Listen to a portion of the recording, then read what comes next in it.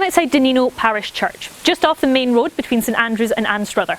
And although this building was constructed in the 19th century, there's been a church on this site since roughly the 1240s. Now, as beautiful as this building is, what we're actually here to see is something far older and, conversely, far newer. We're here to see Dunino Den.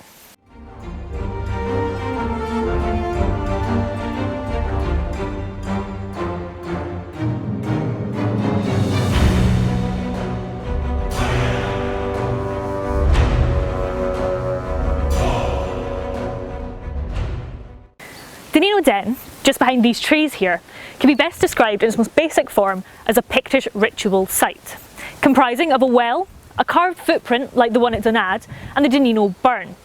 It also includes, a little way off in the church graveyard, a carved Pictish stone. To give you an idea of how old this area is, this stone was carved by the Picts round about 800 AD. Now, to put that in context, Charlemagne had been crowned King of the Franks, St Swithin was born, the Book of Kells was only just being written, and Constantine MacFergus was King of the Picts.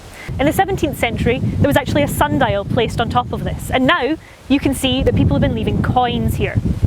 Now, I said that this was quite a new site as well as an old one. Some of these coins were only minted in 2014. So we're not looking at, something that's been abandoned and forgotten. This is still a very active site.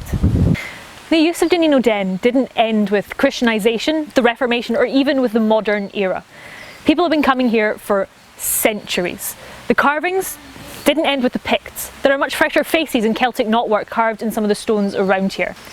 The largest of these carvings is a medieval Celtic cross. Now, it's a bit of a tentative date, but it's been so well protected here that we can't really place it. Other ones date from as little as 10 years ago. Other offerings are left as well. Ribbons, you name it, people are still using this site. To try and understand what our ancestors might have been worshipping here, we have to look at sources from their neighbours. We know that Pictland was Christianised roughly around about the 8th century, but before that we don't have any solid information about what their religion was. What we do know is that it was probably a form of Celtic polytheism, an umbrella term that encompasses Welsh, Irish, Manx and even Cornish. In other Celtic pantheons, we do know that water and votive offerings are incredibly important. So with the well that we've seen earlier and the Dunino burn running through here, it's easy to see that the Picts would have probably operated on a very similar basis.